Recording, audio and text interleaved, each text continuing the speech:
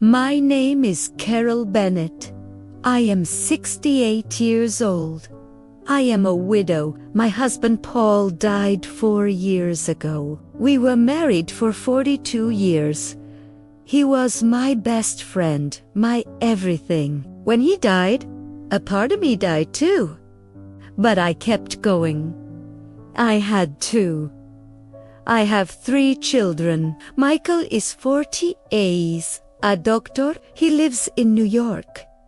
Jessica is 37. She is a lawyer. She lives in Los Angeles. And Thomas is 33. He is a businessman. He lives in Miami. They are all successful. They all have good jobs, good lives. I am proud of them. I raised them alone. After Paul died, I worked 2 jobs to send them to college. I sacrificed everything so they could have better lives. And they did. They succeeded. They have everything I never had. After they grew up and moved away, I stayed in our family house, the house where we raised them, the house full of memories. It is too big for one person, but I cannot leave.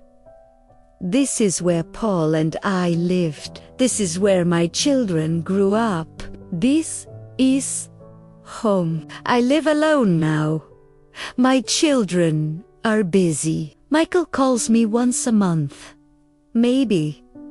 Jessica sends a text message on holidays. Thomas visits once a year. Christmas, he stays for 2 hours. Then he leaves. I understand. They have their own lives, their own families, their own problems. I do not want to be a burden, so I do not complain. I just wait. I wait for calls that rarely come. I wait for visits that almost never happen. Tomorrow is my birthday. I will be 69 years old. I have been thinking about it all week. Last year, my children forgot my birthday. They called 3 days later. They said, "Sorry, Mom. We were so busy. We forgot." I said, "It is okay. I understand." But it hurt. It hurt a lot. Your children forgetting your birthday. The children you gave everything for. The children you sacrificed your whole life for. Hurts. This year, I decided to do something. I decided to remind them. 2 weeks ago, I called Michael. I said, "Michael, my birthday is coming up. October 15th. I will be 69. He said, "Oh, that is nice. Mom, I will try to call you." I said, "Would you like to come visit? We could have dinner together." He said, "Mom, I have surgery scheduled. I cannot take time off, but I will call you. Promise." I called Jessica next. I said, "Jessica, my birthday is in 2 weeks, October 15th. She said, "Oh, Mom, I am in the middle of a big case. Can we celebrate later?" I said, "Later when?" She said, "I do not know. Soon. I will let you know." I called Thomas last. I said, "Thomas, my birthday is October 15th. I was hoping you could visit." He said, "Mom, I am traveling for work that week. I will send you a gift. Okay?" I said, "I do not need a gift. I just want to see you." He said, "I know, Mom, but I really cannot come. Next time." Okay, so I knew they would forget again. or they would not care. Either way, I would be alone on my birthday. Again, October 15th arrived. I woke up early. I looked at myself in the mirror, 69 years old. When did I get so old?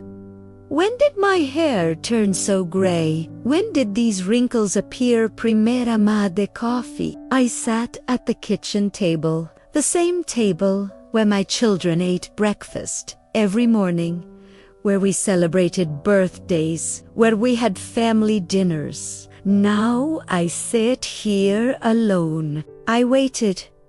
Maybe someone would call. Maybe someone would remember. 8 o'clock. No calls. 9 o'clock. No messages. 10 o'clock. Nothing. At 11 o'clock, I decided to do something. I decided to go out. I would not sit at home waiting all day. I would treat myself. I would go to my favorite café. I would have lunch. I would buy myself a piece of cake. I would celebrate my own birthday. I got dressed. I put on my blue dress, the one Paul always said made me look beautiful.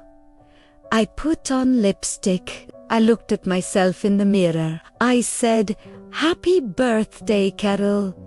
You deserve a good day." I walked to the café. It was a beautiful day. The sun was shining. The leaves were changing colors. Fall was always my favorite season. I walked slowly. I enjoyed the fresh air. I smiled at people on the street. I arrived at the café. It was a small place called Rosemary's. I have been going there for 20 years. The owner, Linda, knows me well. When I walked in, Linda smiled. She said, "Carol, how are you today?" Pimer smiled. "Bye," I said. "I am good, Linda. Today is my birthday." Her eyes lit up. She said, "Your birthday? Why did you not tell me? Sit down. Sit down. Lunch is on me today." I tried to protest, but Linda would not listen. She brought me soup. She brought me a sandwich. She brought me coffee. Then she surprised me. She brought out a small cupcake with a candle.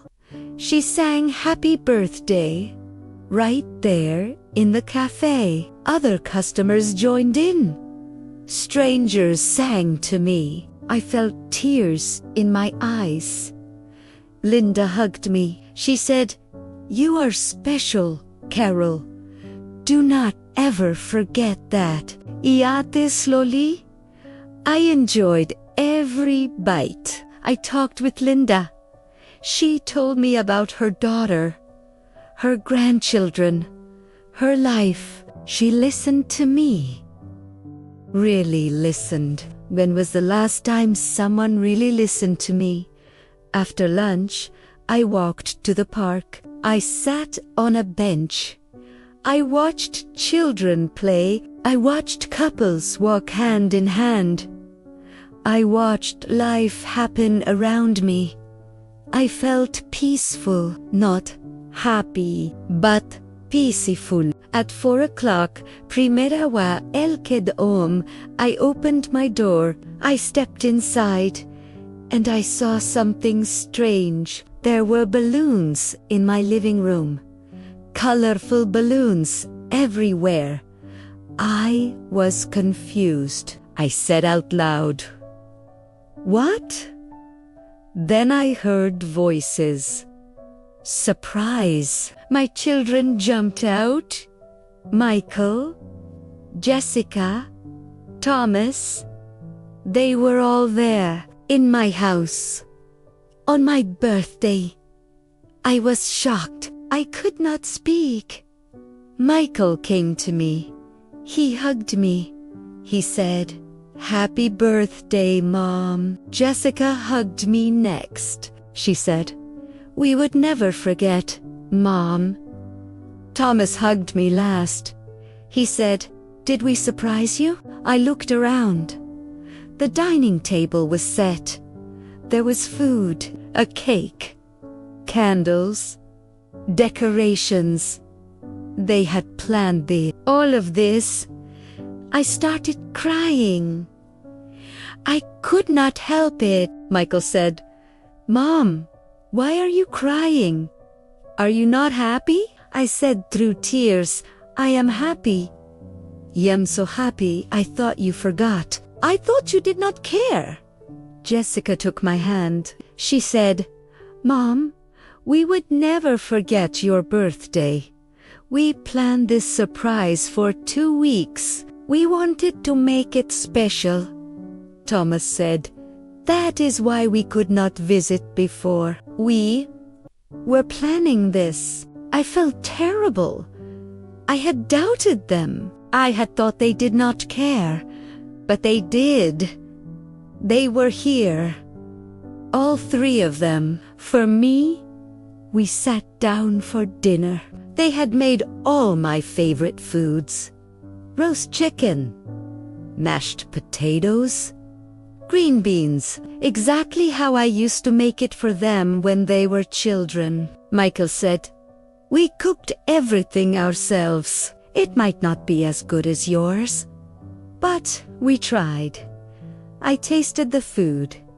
It was delicious, not because it was perfect, but because they made it with love for me. We talked, we laughed, we remembered old times. Michael told stories about medical school, how I helped him study, how I stayed up with him all night before exams. Jessica remembered how I drove her to dance classes every day for 10 years. Thomas remembered how I worked extra hours to buy him his first car. Then Jessica said something. She said, "Mom, we need to tell you something. We have been talking, the 3 of us, and we realized something. We have not been good children. We got busy with our lives. We forgot what you did for us. We forgot to show you we care." Michael continued, "We take you for granted, Mom. We assume you will always be there, always waiting, always understanding. But that is not fair to you." Thomas said, "So we decided to make a change.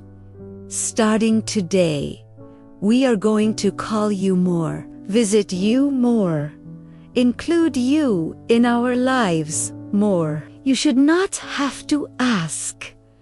You should not have to remind us. You are our mother. You deserve better." I was crying again. But these were different tears, happy tears.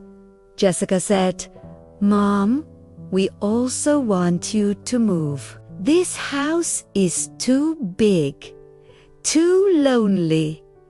Come live near one of us, or we can find you a nice apartment nearby. Somewhere smaller, somewhere you can make new friends, have a new life." I thought about it. She was right. This house was too big, too full of ghosts, too full of memories. Maybe it was time for something new. But then I thought about something else. I said, "I do not want to move near just one of you. I want to be near all of you." They looked confused. I said, "What if you all came back here? Not to live, but to visit regularly. What if we had family dinners once a month? What if we celebrated holidays together? What if we were a family again?" Michael smiled. He said, "We can do that, Mom. We want to do that."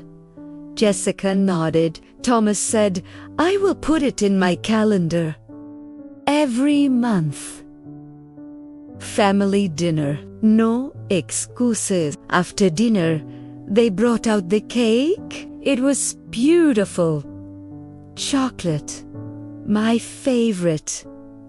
They put candles on it, not 69 candles, just a few. They sang happy birthday. I made a wish. I wished for more days like this. More time with my children, more love, more family. I blew out the candles. We ate cake. We drank coffee. We sat together in the living room. Just like old times, just like when they were children. Except now they were adults, with their own children, my grandchildren. Michael had brought his 2 kids. Jessica brought her daughter. Thomas brought his son. 4 grandchildren running around my house, filling it with noise, with laughter, with life. I watched them play. I watched my children watch their children, and I felt something I had not felt in a long time. Complete happiness, pure joy, gratitude. My children stayed until late. When it was time to go, they hugged me. "Tut," Michael said. "We love you, Mom." Jessica said, "Thank you for everything you did for us." Thomas said, "You are the best mother in the world." After they left, I sat in my living room, surrounded by balloons, by leftover cake, by dirty dishes, by evidence of family, of love, of connection. I thought about my day. I thought I would be alone. I thought I would be forgotten. I thought my birthday would be sad, but it was not. It was perfect. I learned something important. Sometimes we assume the worst. Sometimes we think people do not care. Sometimes we feel forgotten, but maybe we are wrong. Maybe people care more than we think. Maybe they are just bad at showing it. Maybe they need a reminder. Or maybe they are planning a surprise. My children did not forget me. They never forgot me. They just got lost. Lost in their own lives. Lost in their own problems. But they found their way back. And that is what matters. I am 69 years old today. I do not know how many birthdays I have left, but I know this one will be special because my children came back, because my family came together, because love won, and tomorrow I will wake up and I will not feel alone because I know they care. I know they love me. I know I matter. That is the best birthday gift anyone could give. What would you do if your family forgot your birthday? How important are family celebrations to you? Tell me in the comments below. Where are you from? What did you think of this story? If you liked this story, please like, comment, share, and subscribe. Learn English through powerful stories that touch your heart.